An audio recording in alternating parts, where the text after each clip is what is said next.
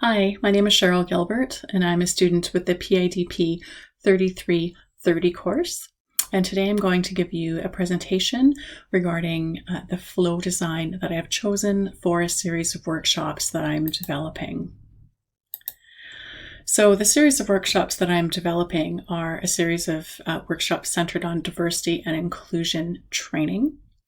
The target audiences for these workshops include adult learners, both in individual settings, as well as organizational settings and within training settings. The workshops are really aimed at authentic learning in a higher order or level of learning. And these workshops will be online and will include a blended delivery of asynchronous and synchronous tools. The workshop delivery will include a variety of tools that I'll review with you, as well as a variety of communication methods, which includes student-to-student communication, student-to-content communication, and student-to-instructor communication. The taxonomy that I chose for this workshop design is surrounded around the taxonomy of significant learning, or Think's taxonomy. The tools that I utilized for this workshop design are based on this taxonomy and the tools that we discussed within this course. And I chose to utilize this taxonomy and these tools because this workshop is really centered around authentic learning and learning that extends beyond the classroom and into life. And this learning is really about developing life skills, essential skills, kind of hidden curriculum skills, professional and vocational, intellectual, interpersonal, and personal skills. It's not competency-based. And so, as noted in this diagram of this taxonomy, the learning really follows a cyclical approach, going from structural knowledge to really learning how to learn. So this objective-based educational design this slide reviews some of the tools that I am reviewing for this workshop delivery, and that includes the 3-column table. And again, the style of learning is really focused and based on outcomes, higher order thinking rather than course credits, and is really focused on learning how learners understood and conceived or applied a learning outcome or goal. And it goes beyond the workshop content and is really focused on the growth of the learner. A really important approach to this design is that it is really an approach to learning that gives autonomy to the learner. So workshop parameters include a process of teaching about the benefits and strengths of having a diverse mindset and workplace. Goals within the workshop that I hope to accomplish include establishing a process of understanding why diversity and inclusion is important. It has a goal of reducing prejudice, discrimination, and harm, both within self and organizations. And it is really centered around assisting learners to develop strategies for self-organization in teams.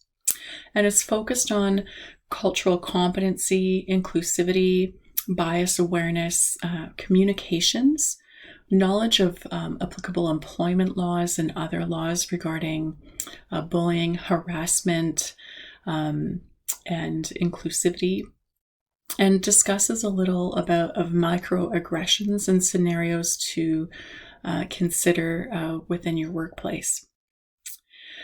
The workshop is really stimulated on a growth mindset in assessing as well the wealth of existing materials, opportunities, resources, and training that is available within diversity and inclusion tools.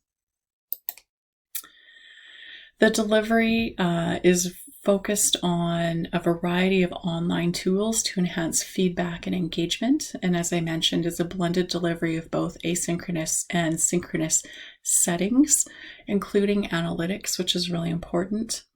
Some tools that will be utilized include Zoom, Microsoft Teams, Prezi, Screencast-O-Matic, podcasts, videos, presentations, panelists, and discussions. Face-to-face tools as well, such as reflective journals, focused and engaged dialogue, very thoughtfully and well-prepared materials and handouts, peer review of exercises and scenarios. The delivery is learner-focused in that it encourages learning by discovery and project-based learning, and as I mentioned before, autonomy. In terms of accessibility, it is really important to note that the role of myself as an instructor is really to guide and to facilitate and to empower and to be really present for the learning experience of my learners. One focus of this workshop delivery as well is ongoing assessment and engagement, which is really, really important. So this includes assessment pre-delivery, during the workshop, and post-delivery after the workshop is done. And one focus of this workshop delivery, because it is blended, is really on being prepared and having all of your tools in place and planning and all your applicable tools in place. It's really centered around providing a learning experience for your learner and being adaptive and prepared so that you can tailor your facilitation and your learning experience to the needs of the learner. So with that, I want to thank you for taking the time to review this video with me. And with that, I want to leave you with a quote that really resonates with this learner-centered approach.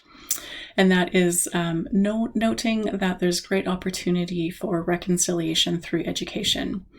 And the Honorable Justice Murray Sinclair, who is the chair of the Truth and Reconciliation Commission, points to education as the key to reconciliation, stating that it was education that got us into this mess and education that will get us out of it. So in closing, here is a snapshot of some references that I used for this presentation. I hope that you enjoyed it, and I look forward to hearing from you and collaborating with you as well throughout this program. Thank you.